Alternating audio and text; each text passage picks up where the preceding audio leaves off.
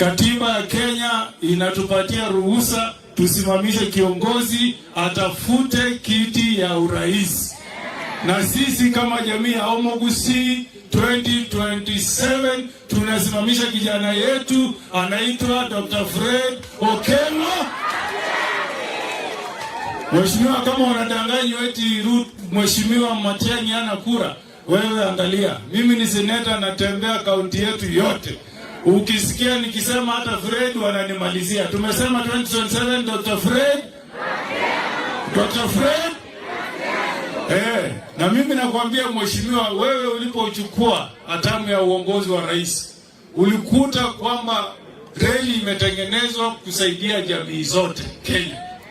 Hiyo reli ilikuwa inatoka Nairobi, itapita kwa Mkikuyu, ipite kwa jamii ya Masai, ipite jamii ya Kipsigis, ipite kwa jamii ya Homo Gusii, iende kwa jirani yetu Wajaluo.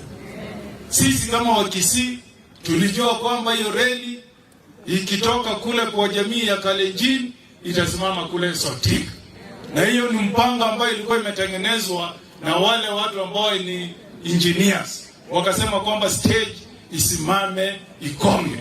Mheshimiwa Rais, mimi nasikia unataka kutembea Nyamira na tukatai.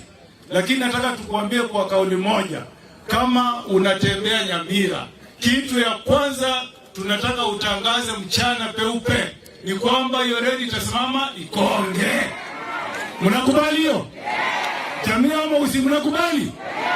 Hatuwezi kubali utudhulumu. Hiyo reli inasimama mara mbili kwa jamii ya Masai.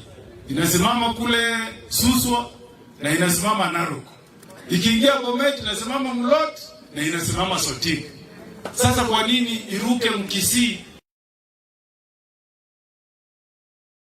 Kwa kweli mtakubali hiyo?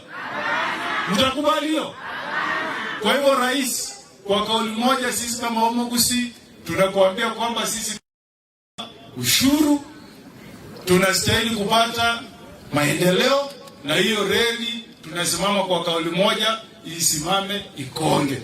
Kakimwanje montonde wake ile kura nege za Homo Gusii umuntu gukwane ke Gusii ajiko pinganye reli tezenena ikonge.